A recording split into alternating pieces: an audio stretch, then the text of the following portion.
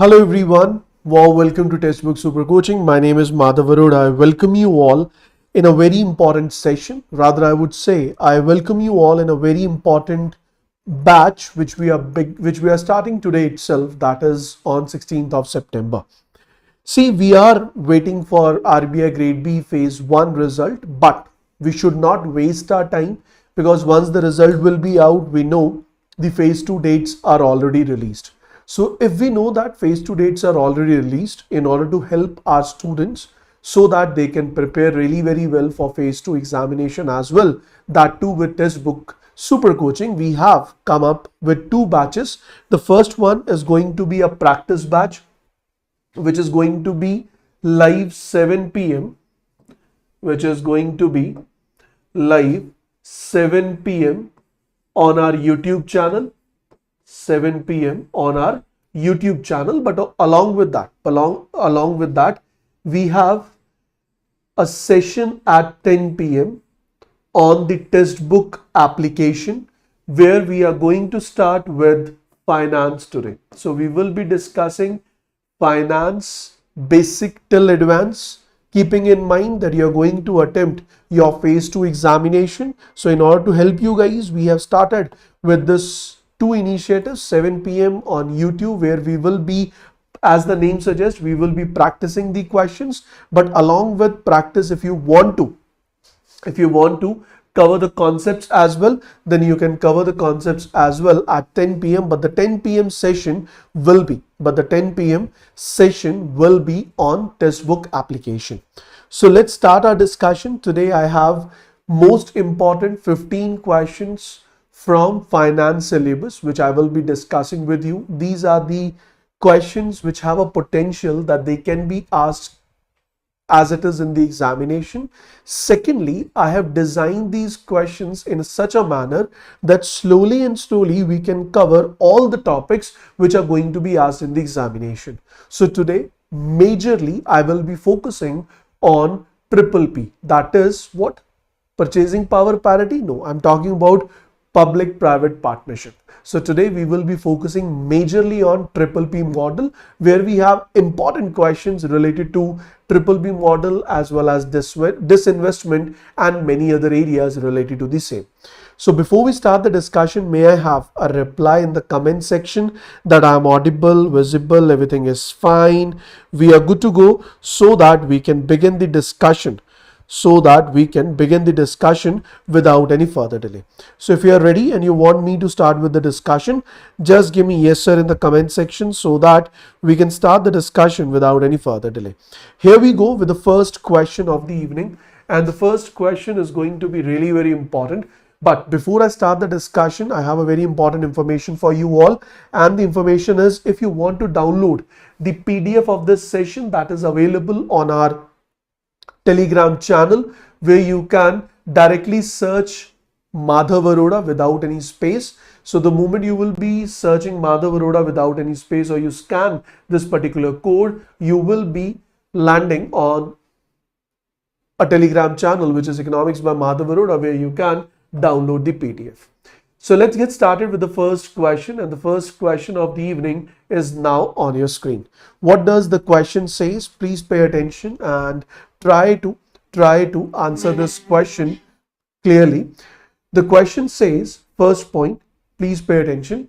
Which of the following points to the need or importance of triple P for infrastructure development?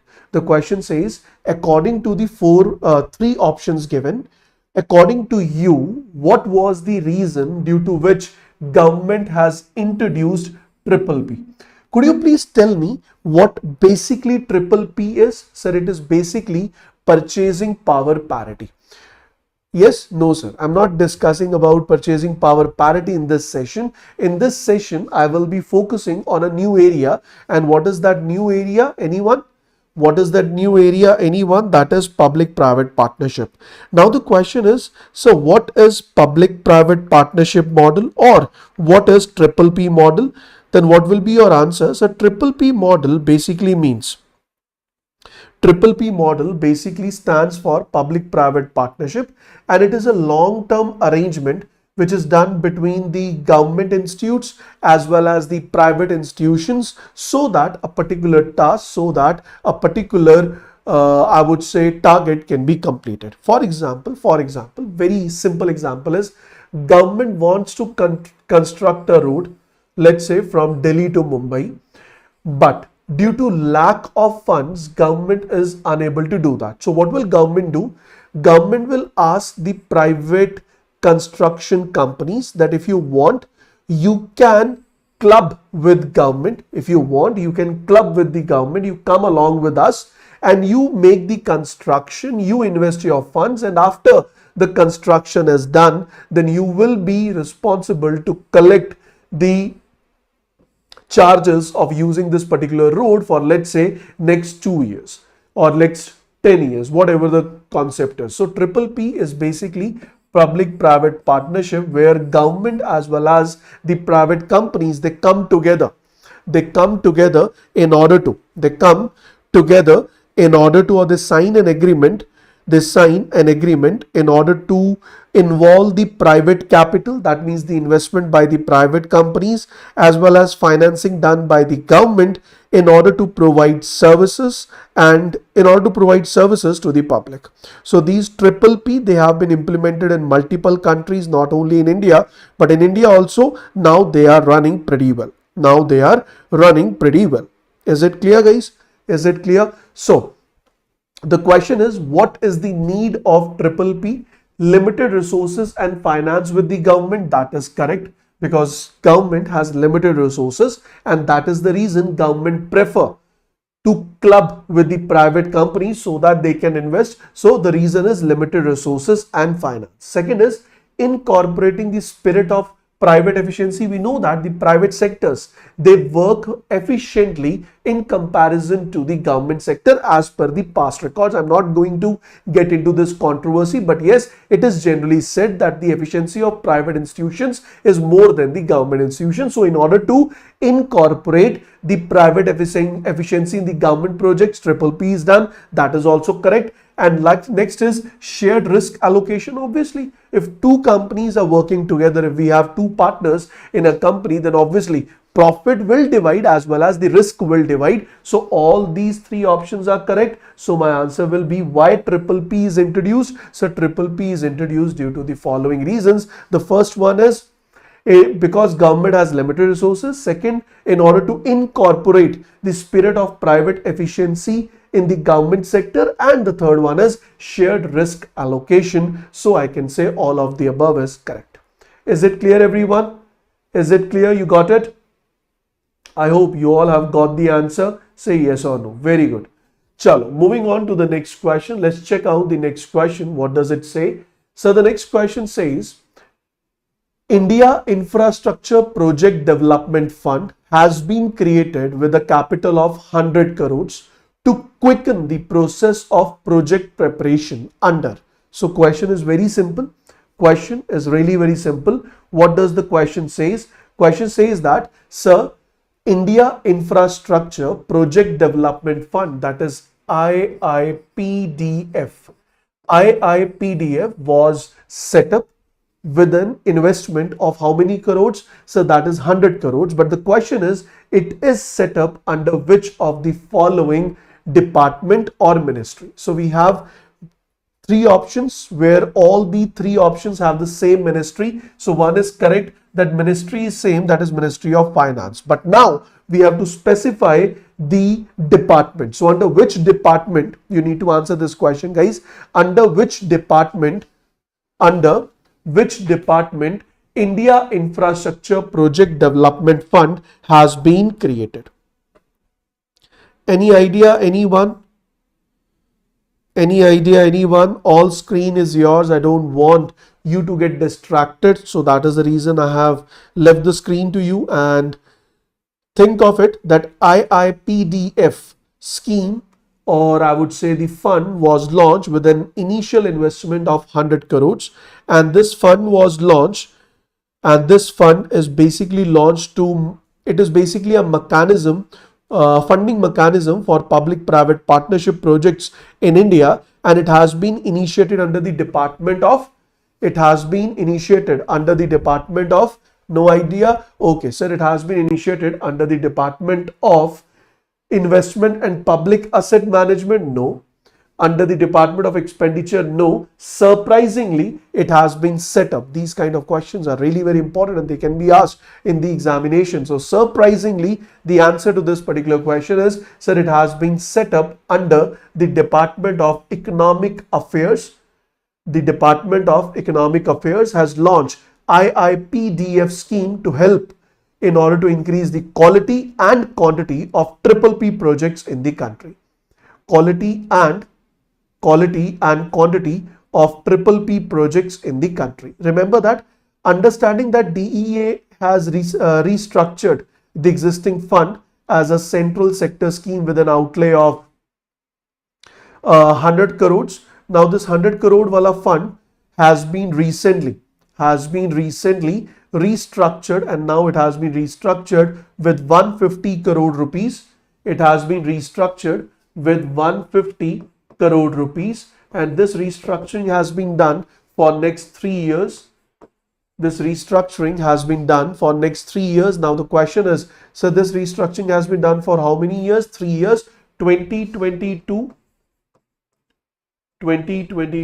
to 2023 till 2024 to 2025. So now for next 3 years, the amount has been increased to 150 crores, and it is under which department? So that is Department of Economic Affairs. Got it? Moving on to the next question.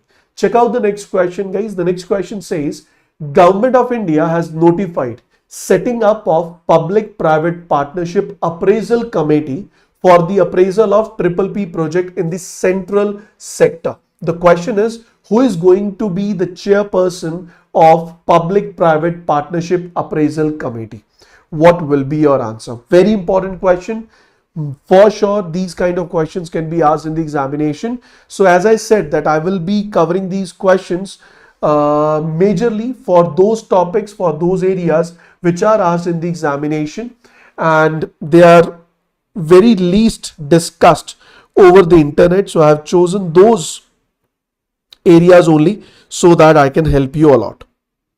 So give me the answer, guys. Give me the answer. Who is going to be the chairman of Public-Private Partnership Appraisal Committee?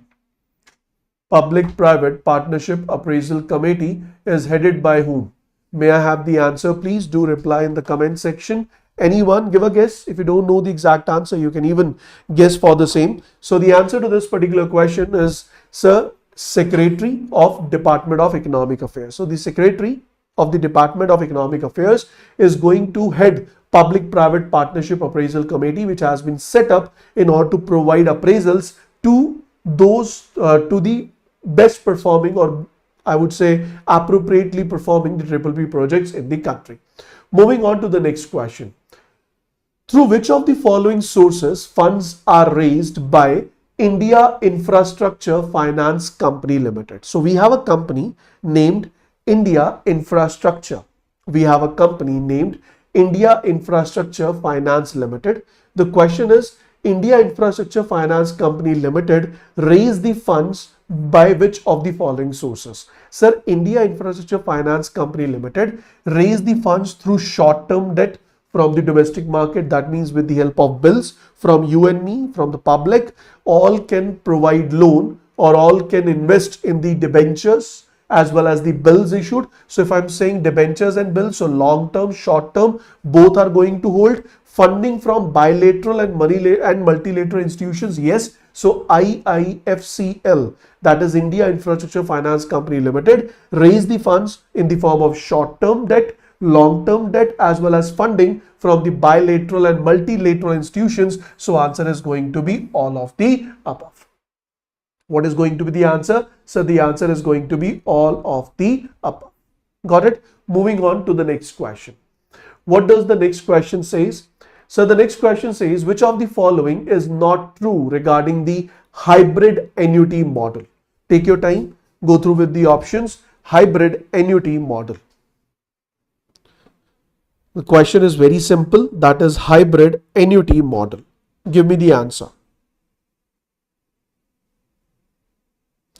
If I say hybrid annuity model is basically a public-private partnership model that is generally offered by Ministry of Road, Transportation and Highways, which is basically used to implement highway projects in the country. So hybrid annuity model goals are basically to maximize the project, that is implement as many highways as they can, as well as encourage private sector participation in the same. Now the question is, sir, it combines engineering, procurement and construction as well as build, operate, transfer. That is true. It's a mix of build, operate, transfer, and it combines engineering, procurement and construction. That is true. So government will contribute to 40% of the project cost in the first 5 years. That is true, because these projects, they are financially, I would say economically they are acceptable, but financially they are not, because outgoing funds are going to be pretty high in the starting and incoming is going to start after many years once the project is completed. Initial 40% contribution by the government is in the form of annual payments. Yes sir, government will give their investment in the annual payment format. That is also true, but there is an exclusive toll right for the developer. So that is not true. I cannot say that if you are signing an agreement with the government in order to construct the highways under the hybrid annuity model, then government will allow you to collect the toll exclusively for the upcoming years. That cannot be true. So that is false. It may depend on the type of agreement which government is going to sign. But yes, these three are correct. Is it clear, guys? So next time, if you hear a term hybrid annuity model, what should click in your mind? It is basically related to the highway models where government is tying up with the private companies so that government can construct as many highways as they can and as soon as possible or as fast as possible. Now in this particular scenario, you need to understand one more thing. What is that? That's a government will contribute 40% of the project in the initial 5 years, and remember that there is no exclusive toll rights given under this particular agreement. So last statement is going to be incorrect. Moving on to the next question. The next question says a database of triple P projects by central and state government in India is available online. If you want to check out that how many triple P projects are going on in the country, how many have been completed, what were the deadlines, and many more things, you can check it out. You can check it out on a website. The question is, name that website.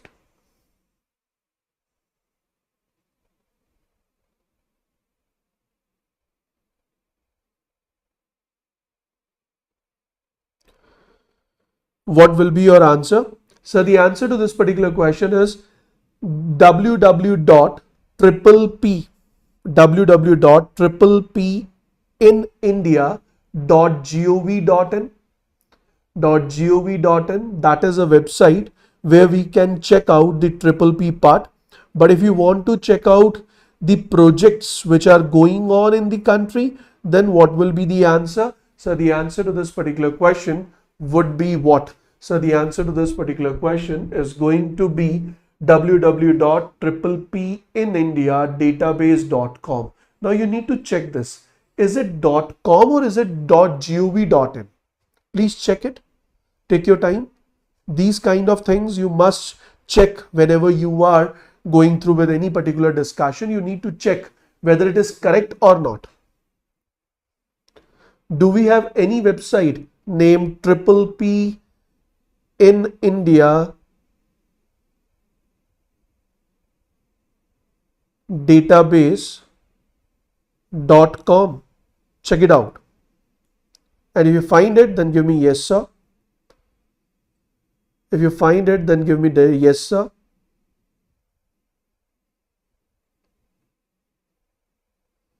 Any idea? Have you got it?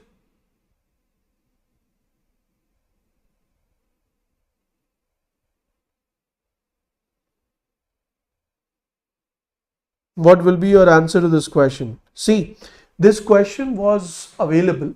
This question was available online, and when I was checking out this particular question, I realized that many students, they have been given wrong content by many of the institutions or many of the platforms. Intentionally, I have got this question for you and I have kept the same answer which was mentioned over there, but you need to check this out.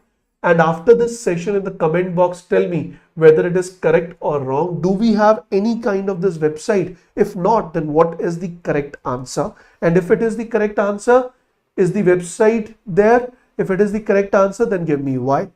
Then I'll tell you what is wrong, what is correct, why not .gov.in or why it is .gov.in. I will be looking forward for your answers in the comment section after the class. Next, which of the following is not one of the recommendation of Vijay Kelkar committee constituted in 2015 on revisiting and revitalizing the P project or model of infrastructure development? So the first point is provisioning of renegotiation of the contracts, appropriate safeguards for the project developers to check obsolescence bargaining, Swiss challenge method of awarding contracts should be adopted, encouraging issue of deep discount bonds, also known as zero coupon bonds. So which one of the following is not the recommendation given by Vijay Kelkar committee? So Kelkar committee recommended renegotiation, it recommended the bargain part, but it has very clearly mentioned that the Swiss channel method should not be used. It has very clearly mentioned that Swiss channel method should not be used, encouraging the issue. That is clear. So remember that out of all four, these are the three recommendations. So you are getting a chance to memorize the Kelkar committee recommendations, and as well as you are getting a chance to identify which was not recommended by Kelkar committee. Now, my question is, so what is Swiss challenge method? Any idea, guys? What is Swiss challenge method? Any idea? Anyone can give me the answer.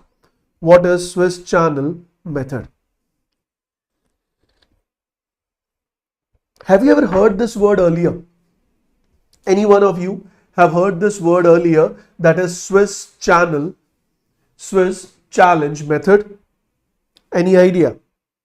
See, whenever we come across with this particular term, that is Swiss channel challenge method, Swiss channel challenge method allows private players to accept contracts from the government through the process of bidding. Through the process of bidding, that is correct. For instance, independent of any instruction from the government, a private entity may present a plan for the development of an infrastructure with exclusive intellectual property rights. So remember that in case of Swiss challenge method, private investors, they get a chance to develop an infrastructure project with exclusive intellectual property rights, which has not been recommended under Vijay Kelkar committee, and that is the reason Swiss challenge method is not included. Got it? Moving to the next one. In India, what is the case? It is like government comes up with the plan, government gives them what we need to develop, and then government give all the requirements. After the requirement, government asks them to bid. The lowest bidder will win, and they will work as per the government plan. They will not come with their own plan. They won't have the intellectual property rights in their own hands for that infrastructure plan, because that is Swiss challenge method, which has not been recommended by Vijay Kelkar committee. Next, ESCAP is an international organization working in PPP area under which of the following organization? We call it ESCAP. I have seen many of the students calling it as escape. That is not correct, but if you are saying it as escape, we can use that. But what is ESCAP? What is it? And where is its headquarter? What will be your answer? And it is operating under which organization? So the answer to this particular question is ESCAP.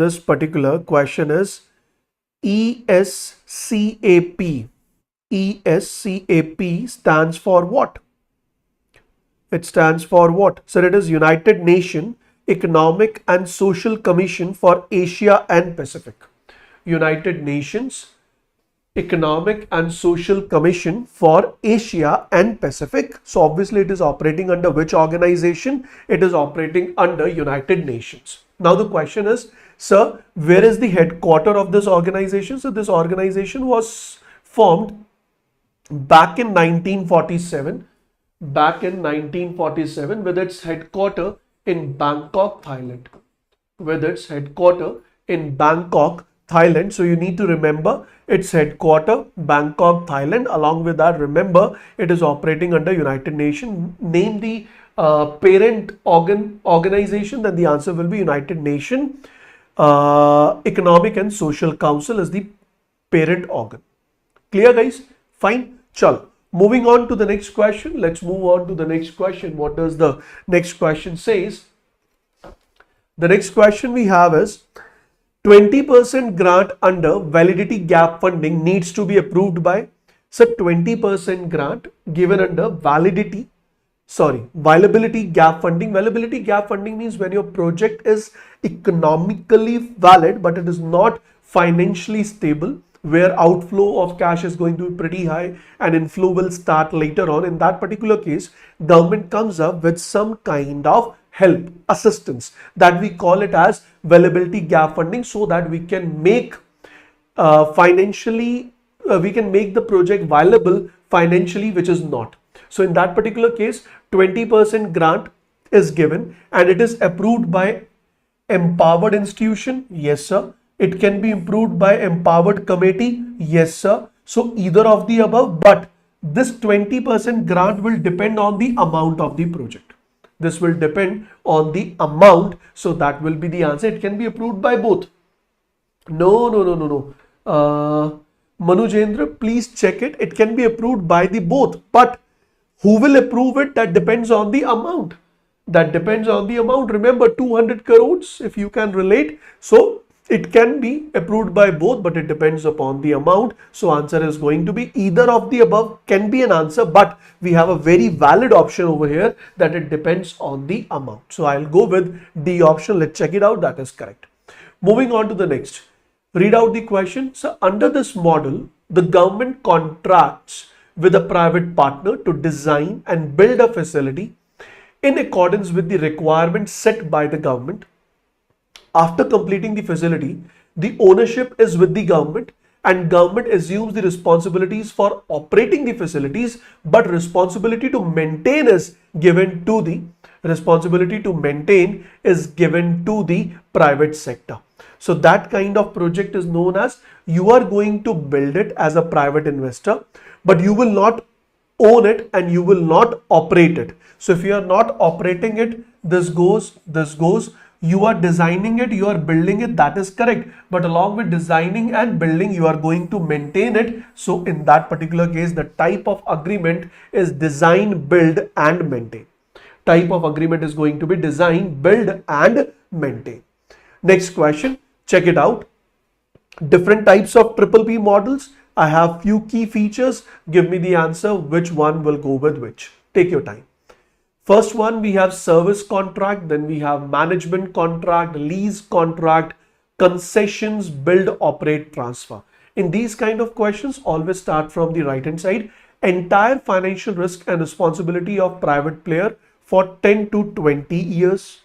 Okay. Hiring of private company to carry out one or more specified task for a period. Okay. Private partner builds facility, operate for contract period and then transfer to the government. Okay. So I would say build, operate, transfer should go with C. I'm going in a very basic manner. You might be getting my point. Handling over the management and operation of public utilities to a private player. Management. So this should go with D. Let's see. Public sector's role shift from service provider to regulating price and quality of services. So what will be the answer? So I have marked two options. You need to check whether it is correct or not. If I give you all the options there, so the answer to this particular question is, so one is going to be One is going to be service contract, where you are hiring a private company to carry out one or more specified tasks for a period. So one will go with B. So one will go with B. Now, second will go with D. We have already written it. Then we have lease contract, where you are transferring the risk. So in case of lease, risk will be transferred. After that, we have concession, handling over the management and operation of the public for utilities to a private player. If you are handling over, that is done. What is next? Concession. Okay. In case of this, we have public sector will shift its role from service provider to regulating. So this is going to be the answer. Services go with B, management goes with D, lease contract goes with A, concession go with E, and build, operate, transfer goes with C. Got it, guys? I have intentionally not given all the options. Otherwise, you might have checked the answer from the options itself. Which of the following is or are incorrect regarding administration of disinvestment in India? Disinvestment in India. First one, Department of Disinvestment was set up as a separate department on 10th of December 1999. Okay. Department of Disinvestment was later named as Ministry of Disinvestment from 6th September 2001. Okay. From 27th May 2004, the Department of Disinvestment was one of the department under the Ministry of Finance. Okay. Department of Disinvestment has been renamed as Department of Investment and Public Asset Management from 14th April 2006. You need to find out which of the following statement is incorrect with respect to the given one. Okay, I'm getting the answer B. Let's check it out. So the answer to this particular question is D. The answer to this particular question is D. Why?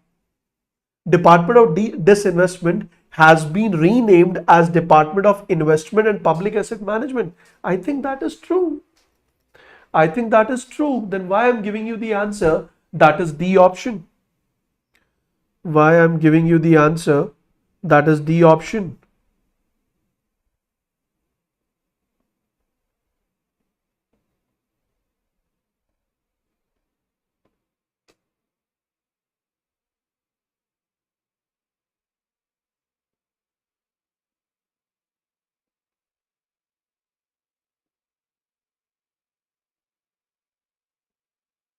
May I have the answer, please?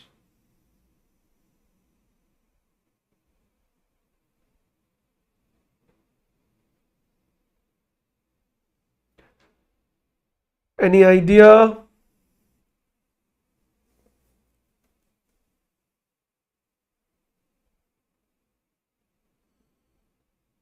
Okay, so Department of Disinvestment was set up as a separate department in December 1919. That is true. Later on, it was named as Ministry of Disinvestment in 2001. That is true. And then it was again renamed as Department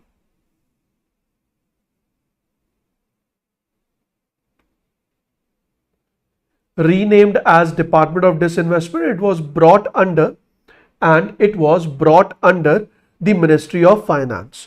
Later on, the Department of Disinvestment has been renamed as the Department of Investment and Asset Management. That is also true. But from 4th April 2016. From 4th April 2016. So the answer to this particular question is D option only. But why D? That is 2016. I have given you the hint that answer is D. Still you were not able to identify. So the entire question revolves around just one point, that is the year 2016. Next. The first step in the process of disinvestment is, what is disinvestment? So whenever government wants to sell the shares of its companies, or whenever government wants to sell its own asset in order to raise the funds under the capital receipt head of the budget, is known as disinvestment. First step of disinvestment. So first step of disinvestment is approval of the proposal to disinvest by CCEA, constitution of an interministerial group, in principle consent by the administrative minister of the CPSE concerned? None of the above. So first one, this is the first step. First of all, you need the consent of the administrative ministry of the current central public sector enterprises where you are planning to make the disinvestment. For example, you are going to make disinvestment in Coal India Limited and it is under Ministry M. So first of all, you need in principle consent by the administrative ministry. Then only you can initiate or you can move on to the next next step of disinvestment as a government in order to launch the process of disinvestment. Moving on to the next point. The next point says, which of the following falls under the mandate of Department of Investment and Public Asset Management? So management of central government, the management of central government,